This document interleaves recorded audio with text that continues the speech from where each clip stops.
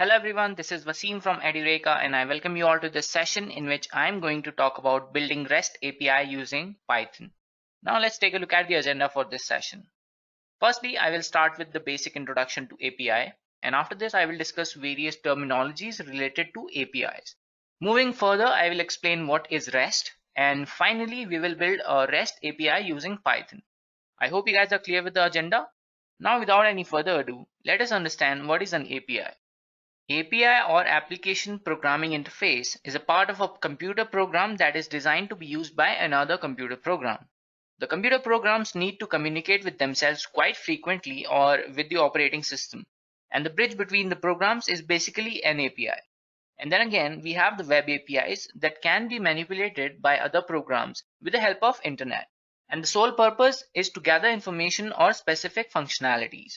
For example, we have different web APIs for platforms like YouTube, Instagram, Twitter, etc., wherein we can simply gather information or functionalities using programs written in programming languages like Python. And before discussing the terminologies in an API, let us also discuss the need for creating an API. The very basic objective of creating an API is to share the data with our users. It provides the access of data to the users in case of new changes are made to or updated frequently. Now let's move ahead and take a look at a few terminologies that you will come across while working on APIs. The first one is HTTP. And according to Wikipedia, the Hypertext Transfer Protocol or HTTP is an application protocol for distributed collaborative hypermedia information systems. It basically uses a bunch of methods to determine the flow of data, like GET and POST methods. Next one is URL, or also known as Uniform Resource Locator. A URL is a reference to a web resource that specifies its location on a computer network. Then we have JSON, which is a text-based data storage format that is designed to be easy to read for both humans and machines. And JSON is generally the most common format for returning data through an API. XML is the second most common format. And then we have REST, guys. So coming to the REST, it stands for Representational State Transfer, and is nothing but a few pointers, or you can call it as guidelines, which are followed to design APIs. Now let us move ahead and discuss what are REST APIs in detail. REST suggests to create an object of the data requested by client and send the values of the object in response to the user. For example, if the user is requesting for a movie in Bangalore at a certain place and time, then you can create an object on the server side. So over here, you have an object and you are sending the state of an object. This is why REST is known as representational state transfer. And if I have to define REST, then representational state transfer, aka REST, is an architectural style as well as an approach for communications purpose that is used in various web services development. The style of architecture of REST helps in leveraging the lesser use of bandwidth to make an application more suitable for the internet. It is often regarded as the language of the internet and is completely based on the resources. To understand this better, let's dive a little deeper and see how exactly does a REST API work. Basically, the REST API breaks down a transaction in order to create small modules, and each of these modules is used to address a specific part of the transaction. And this approach provides more flexibility but requires a lot of effort to be built from the very scratch. So now that you know what REST API is, let us also understand the constraints or principles which must be satisfied for an application to be regarded as REST API. So first one is stateless. So the request sent from a client to a server will contain all the required information to make the server understand the request sent from the client. And this can be either a part of URL, query string, parameters, body, or even headers. The URL is used to uniquely identify the resource, and the body holds the state of the requesting resource. Once the server processes the request, a response is sent to the client through body, status, or headers. Next, we have the client server. So the client server architecture enables a uniform interface and separates clients from the servers, and this actually enhances the portability across multiple platforms as well as the scalability of the server components. And then we have uniform interface. To obtain the uniformity throughout the application, REST has 4 interface constraints, which is resource identification. Then we have resource manipulation using representations, self-descriptive messages, and hypermedia as the engine of application state. Then we have cacheable. So in order to provide better performance, the applications are often made cacheable. And this is done by labeling the response from the server as cacheable or non-cacheable, either implicitly or explicitly. If the response is defined as cacheable, then the client cache can reuse the response data for equivalent responses in the future. Then we have a layered system. So the layered system architecture allows an application to be more stable by limiting component behavior. This type of architecture helps in enhancing the application's security, as components in each layer cannot interact beyond the next immediate layer they are in. Also, it enables load balancing and provides shared caches for promoting scalability. Last, we have a code on demand. So this is an optional constraint and is used the least. It permits a client's code or applets to be downloaded and to be used within the application. And in essence, it simplifies the clients by creating a smart application which doesn't rely on its own architecture. Now let's move ahead and take a look at a few methods of REST API. Before that, let me just talk about a few dependencies first of all. So Flask is a micro framework in Python which we are going to use for making the API in Python in our demo. Let's take a look at a few methods of REST API, guys. Now all of us working with the technology of the web do CRUD operations. So when I say CRUD operations, I mean that we create a resource, read a resource, update a resource, and delete a resource. Now to do these actions, you can actually use the HTTP methods, which are nothing but the REST API methods, which are basically, get, post, and then we have put method, and last we have delete method. So I'll show you all these methods in our demo, guys. And for the project again, for starters, the very first thing we would need is Python and Flask micro framework. The Flask is a micro framework. It is lightweight and its modular design makes it easily adaptable to developers' need. And it has a number of out-of-the-box features like built-in development server. It has a fast debugger. There is integrated support for unit testing. The RESTful request dispatching is there. Jinja 2 templating is there. Then you have a secure cookie support, Unicode based, and WSGI compliance is also there. And it has an ability to plug any ORM. And also it has HTTP request handling as well. Now let's go ahead and start our project to make a REST API using Python and Flask. So let me just quickly tell you what we are going to build over here. So we will make a REST API using Python and Flask, guys. So for this, I'm going to use the PyCharm. I hope everybody is familiar with PyCharm over here. This is my code. I'll just remove it. We'll write it again and make it a little bigger. So first of all, I'm just tell you how you can make a simple app using a Flask, guys.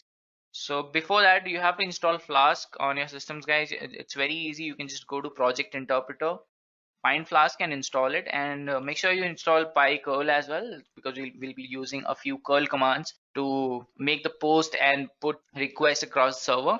And now let me just start, guys. So I'll just start from Flask, import Flask, and we also have to import JSONify.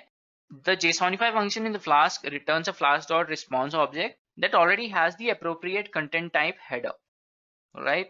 So the first, we have to give our app, and inside this, it's pretty easy, guys. If you compare it with Django, making a app using Flask is a pretty easy job, guys. Now you just use the route method, create a URL, and give it an index method. And from this, I want to return, let's say, welcome to the course API. Now there's one more thing that I have to do over here. Okay, if name is equal to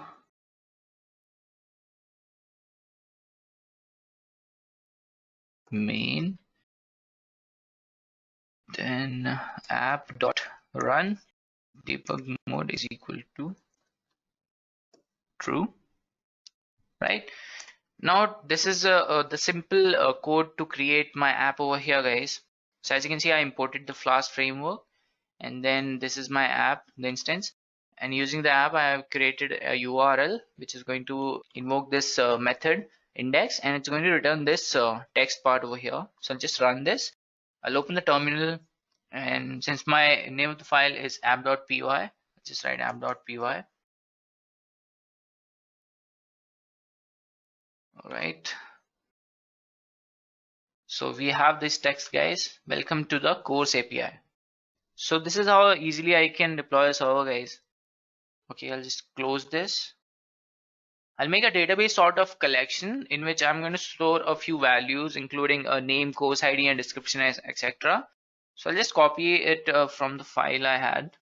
Right, guys, so I'll just copy it. So this is, okay, I'll just make it a little smaller. So this is kind of my database, guys. So I have name, course ID, description, and price again. So all these values inside each of the dictionaries with corresponding values. So I have 5 entries over here.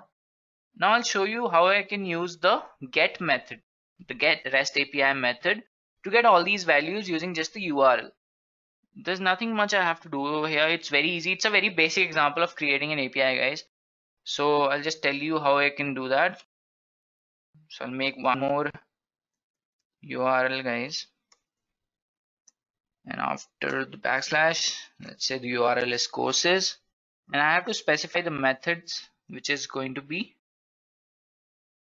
get method, because we're going to use the get method. And now after this, I want to make a function. And for this, I just want to return. This is where JSONify is actually used. And using this, I want to return the courses and call courses here. Oh, wait one sec, guys. I have to put it inside a dictionary.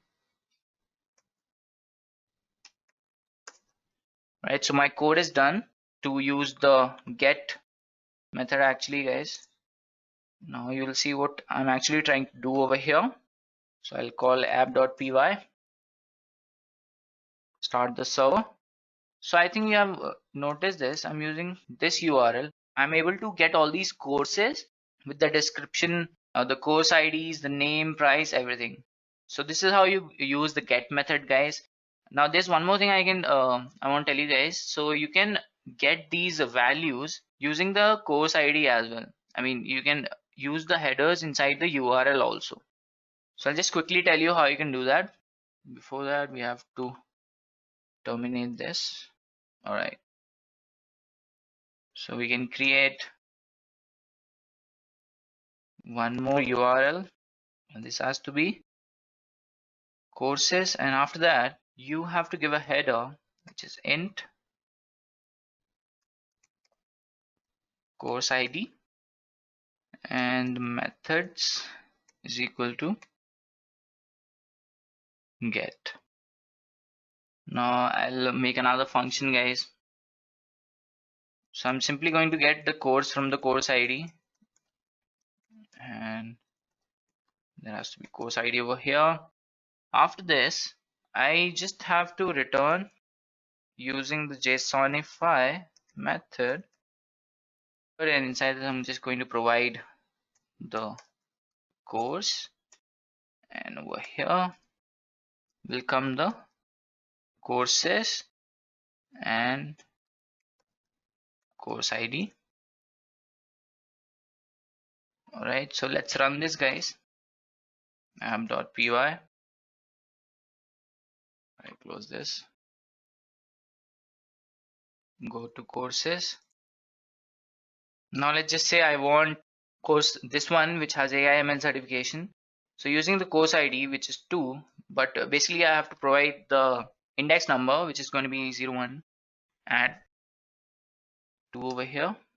So I have this description AIML certification. So this is how you get. All right, so if I write 0 over here, I get the course which is at the 0 index, and if I write 4 over here, I'll get the 4th index. If I write, let's just say 6, I get the index error because list index out of range. So this is how you can use the headers. So this is one way to use the get method in the API, guys. Now let me just tell you guys how you can use the post method as well. I'll just close this. Right after this, and again you can create URLs for almost all of these. and instead of get, I'll write post over here. Let's just say create. And now I want to get a course, guys. So I'll just copy this one only. Write course over here. And inside the dictionary, I'll paste my code, guys. And the course ID, I'll change it to 5. Yes. Now after this, I have to add it to the courses. So I'll use courses.append method, and inside this I have to pass the course variable. And now I'll just return JSONify, and let's just say created call the course. Once again, I forgot to put it inside a dictionary, guys. Now to call this, it's a little trickier. We have to use the curl command. So I'll just run this first of all. I'll open another terminal, open the server, go to the course. All right, go to the courses. Now you can see we have 1, 2, 3, 4 and 5 entries for the courses with course ID 0, 1, 2, 3 and 4. So now let's just run this again. So I'll use app.py, open server, and as you can see, we have the index page.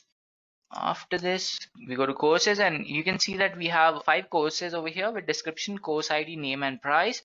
With each course ID is equal to 0, 1, 2, 3 and 4. Now what I'm going to do, open the terminal, use the curl command, and using I, H, and I'll provide the content type application JSON X post, and after this I have to provide HTTP localhost 5000 and courses. I'll just make it a little bigger. So you can see I have created a description, course ID, name and price. So I'll go to the server again, reload, and as you can see I have added one course over here with the course ID 5, which is natural language processing. So this is how you use the post method in your API. Now after this I will okay, I'll just terminate it. So now what I'll do is I'll make another function, or I'll make another URL to use the put method, which is going to update certain values in our API. So for that, again, I'm going to use app.root, and inside this I have to provide the URL. So for this I'm going to use the header, that is integer, and inside this I'm going to use the course ID, because I just want to update one course, so I'll use the course ID for that. And for methods I have to specify, it's going to be put method, and I have to make one function and provide course ID over here as like this. And now I'll write whatever I want to update. So let's just say I want to update the description of whatever course ID that I'm giving.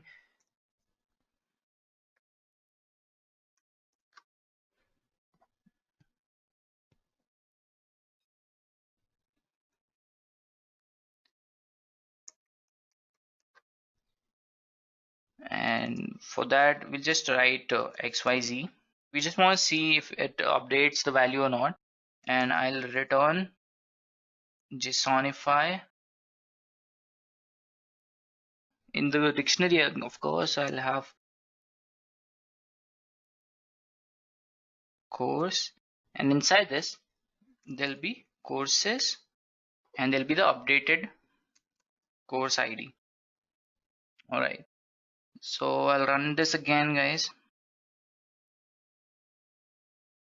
Oh, wait a second, I think we have made a mistake somewhere. All right, now I'll Just run this app.py, open the terminal, use the curl command.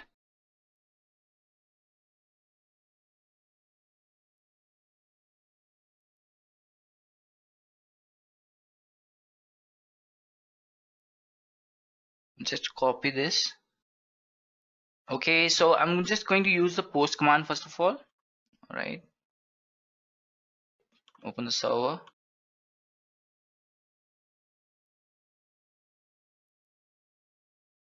We'll add the course first of all. Now after this, let's use the put method, or before that, right? And as you had seen, input method, we had the course ID as well. So after this courses, I have to add the course ID, which is, let's say, 5. Yes, run this. Now let's go to the URL 5, and as you can see, we have the course ID updated the description value to XYZ, which we were going to do. So we had successfully updated the value inside this course using the put method. I'll just terminate it. All right. So I'll just show you how you can use the delete method as well. So then again, you have to use the app.route. All right. So I'll just copy this again. It's going to be same. The URL is almost same over here. It's just one thing I have to change. This is, instead of put, I have to use delete, and I'll use this method. And now, all right, I have to provide course ID. Wait a minute, guys. After course ID, I have to specify what I want to remove, and inside this I have to provide the course ID, and I want to return the JSONify. Inside this is going to be result. I'll just write it as true. Now again, I'll run my server. All right.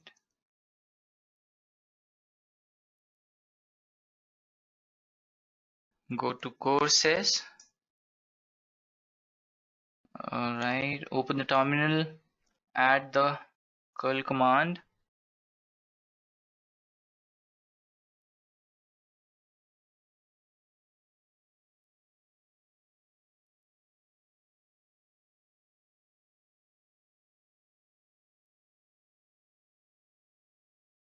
So after running the post command, I'll go to my server, refresh, and I have added one more value. I will go back to our program again using the curl command, but instead of post, we will use put, and after courses, I'll specify course ID. So let's say 5. All right, so we'll go to the server again, course ID 5, we have that. Now I am going to run the curl command with delete method.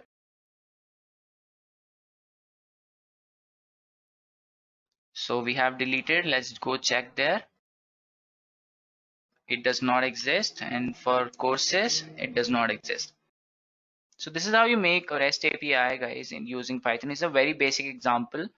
And now that we have come to the end of the session, guys, don't forget to subscribe to Edureka for more exciting tutorials, and press the bell icon to get the latest updates on Edureka. And do check out Edureka's Python programming certification program. The link is given in the description box below. Thank you and happy learning.